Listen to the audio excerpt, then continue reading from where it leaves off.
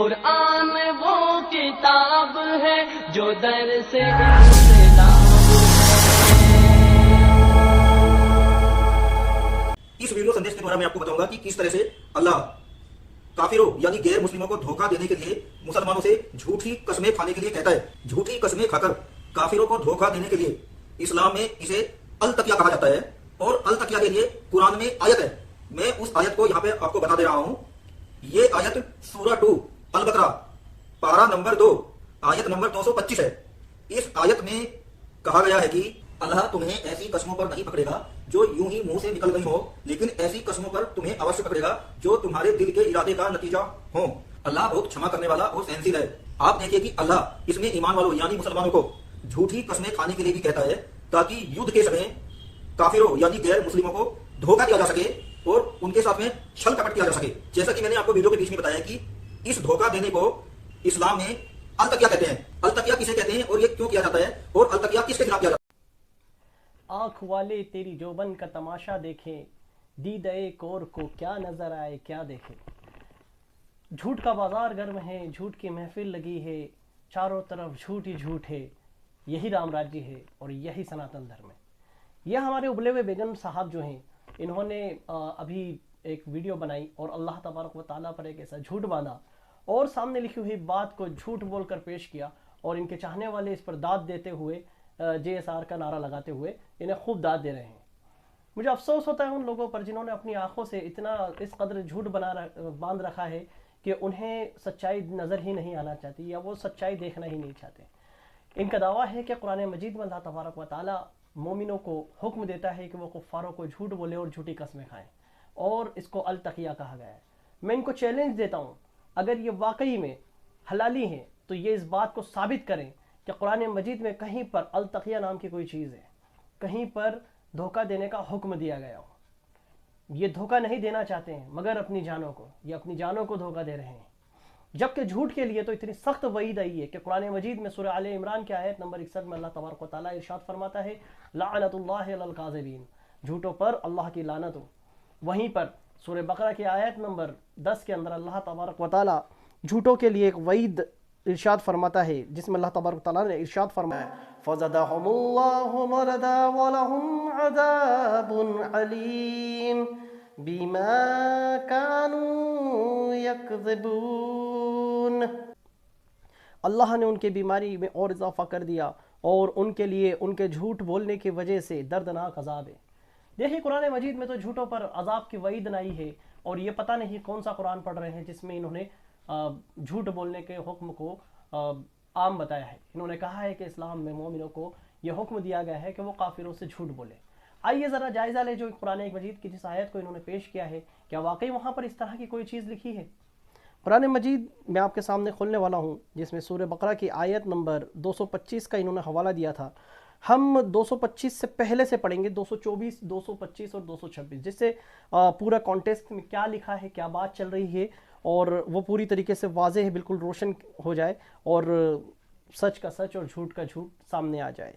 یہ سورہ بقرہ، قرآن مجید سورہ بقرہ آیت نمبر 224، اس میں اللہ تبارک و تعالیٰ ارشاد فرما رہا ہے وَلَا تَجْعَلُوا اللَّهَ عُرْضَةً لِأَيْمَانِكُمْ أَن تَبَرُّوا وَتَتَّقُوا وَتُصْلِحُوا بَيْنَ النَّاسِ وَاللَّهُ سَمِيعٌ عَلِيمٌ۔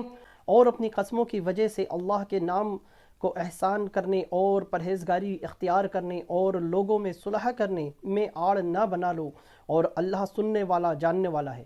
قرآن مجید کی سورہ بقرہ کی آیت نمبر 224 میں اللہ تبارک و تعالیٰ ان لوگوں کو ہدایت فرما رہا ہے جو بات بات پر اللہ کی قسمیں کھاتے ہیں اور جھوٹ بولتے ہیں۔ ان کو حکم دے رہا ہے کہ ان قسموں کو آڑ نہ بناؤ کہ لوگوں کے سامنے دھوکہ دے سکو کہ تم پرہیزگار ہو، تم متقی ہو اور صلح کرنے والے ہو۔ وہیں جو ان بھائی صاحب نے سورہ بقرہ کی آیت نمبر 224 بتائی ہے، تو آئے ہم 225 بتائیے، تو میں آپ کے 225 کا بھی ترجمہ آپ کے سامنے لے کر آیا ہوں۔ اللہ تبارک تعالیٰ قرآن مجید سورہ بقرہ کی آیت نمبر 225 میں ارشاد فرماتا ہے بسم اللہ الرحمن الرحیم لا يؤاخذكم الله باللغو في أيمانكم ولكن يؤاخذكم بما كسبت قلوبكم واللہ غفور حلیم، اور اللہ ان قسموں میں تمہاری گرفت نہیں فرمائے گا جو بے ارادہ زبان سے نکل جائے، ہاں اس پر گرفت فرماتا ہے جن کا تمہارے دلوں نے قصد کیا، اور اللہ بہت بخشنے والا، بڑا حلم والا۔ اللہ تبارک و تعالیٰ نے سورہ بقرہ کی آیت نمبر 225 میں یہ بیان فرمایا ہے کہ جو لوگ قصداً جھوٹ بول کر قسمیں کھاتے ہیں تو اس پر ان کی سخت گرفت ہے، اور وہیں جو غلطی سے ان کی زبان سے کوئی بات نکل جائے یا غلطی سے ان سے کوئی عمل ہو جائے تو اس پر ان کے لیے کوئی گرفت نہیں ہے، اللہ اس کے لیے ان کو معاف فرما دے گا، کیونکہ اللہ بڑا حلم والا ہے، یعنی کہ بہت ہی حلیم ہے اور لوگوں کے لیے بہت نرم ہے۔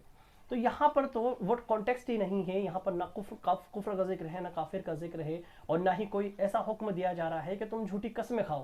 لیکن یہ بھائی صاحب جو کہ آنکھ کے اندھے ہیں، ان کی آنکھوں میں جو کور ہے، جو ان کو صاف لکھی ہوئی بات بھی صحیح سے سمجھنے نہیں دینا چاہتا ہے، اس کو بھی وہ صحیح طریقے سے نہیں دیکھ پا رہے ہیں اور لوگوں میں یہ جھوٹ باندھ رہے ہیں۔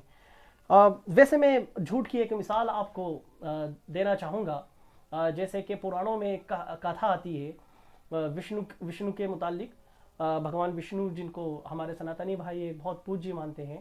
تو میں آپ کو، چونکہ دھوکے کی بات چل رہی ہے، جھوٹ کی بات چل رہی ہے، تو میں آپ کو بتانا چاہوں گا کہ جھوٹ ہوتا کیا ہے، دھوکا ہوتا کیا ہے، دھوکا دینا کہا کس کو جاتا ہے۔ جالندھر نام کا ایک شخص راکشس ہوا کرتا تھا، اور اس کی بیوی جو تلسی، جو کہ بہت زیادہ متقی اور پرہیزگار تھی، اور وہ پتی ورتا تھی، مطلب وہ کسی اور کی طرف آنکھ اٹھا کر نہیں دیکھتی تھی، اور کسی کی بھی مطلب وہ نہیں کرتی تھی۔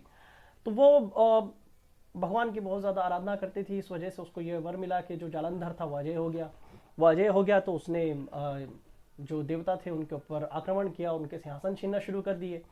جب وہ شیو سے اس کا یدھ ہوا تو شیو نے دیکھا کہ یہ تو اپراجت ہو گیا ہے، تو وشنو کے پاس اس نے شکایت کی۔ وشنو مہاراج جو تھے وہ بھیس بدل کر، جالندھر کا بھیس لے کر تلسی کے پاس آئے اور اس کو دھوکہ دیا کہ میں تمہارا پتی ہوں، اور اس کے ساتھ میں وہ کام کیا جو ایک شادی شدہ انسان اپنی بیوی کے ساتھ کرتا ہے۔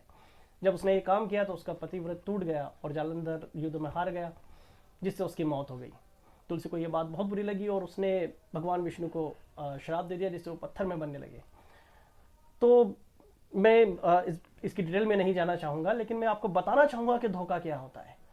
اسلام دھرم آپ کو دھوکہ دینے کی بالکل بھی قطعی اجازت نہیں دیتا۔ یہاں تو جھوٹوں پر اور دھوکہ دینے والوں پر اللہ تبارک و تعالیٰ نے لعنت فرمائی ہے، اور ان پر سخت وعید ہے کہ ان کو سخت عذاب دیا جائے گا۔ لیکن وہیں ہمارے پیارے گلگلے جو یہ ابلے ہوئے بیگن بھائی صاحب ہیں، ذرا اپنے مذہب کا مطالعہ کریں اور دیکھیں کہ کہاں کہاں کس طریقے سے دھوکہ دیا جا رہا ہے، اور وہ انسانوں کے ذریعے نہیں بلکہ دیوتاؤں کے ذریعے۔ تو جن کے گھر خود شیشے کے ہوتے ہیں وہ دوسروں کے گھروں پر پتھر نہیں پھینکتے۔ پہلے اپنے گھر کا جائزہ لو، اپنی کتابیں پڑھو اور اس کو سمجھو، اس کے بعد قرآن مجید پر آنا۔ انشاءاللہ تمہیں اس میں کہیں بھر کوئی ایسی چیز نہیں ملے گی جو انسانیت کو شرمسار کرے۔ قرآن مجید میں تو حکم دیا گیا ہے کہ سچوں کے ساتھ ہو جاؤ، سچوں کے ساتھ ہونے کا حکم دیا ہے، جھوٹوں کے بھی ساتھ رہنے کا بھی حکم نہیں دیا ہے۔ جھوٹوں کے لیے تو میں نے آپ کو بتایا کہ قرآن میں کیا وعید ہے، لعنت اللہ علی الکاذبین، جھوٹوں پر اللہ کی لعنت ہو، جیسے ہمارے اس ابلے ہوئے بھائی کے لیے۔ اللہ سے دعا ہے کہ اللہ تبارک تعالیٰ اس ابلے ہوئے بھائی کے دل کو نرم کرے اور اپنے جھوٹ پر یہ شرمندہ ہو، توبہ کرے اور اللہ کے بارگاہ میں صدق دل سے حاضر ہو جائے اور ایمان لے کر آئے۔ میں آپ کے لیے اتنی ہی دعا کر سکتا ہوں۔ وما علینا الا البلاغ۔ السلام علیکم ورحمۃ اللہ وبرکاتہ۔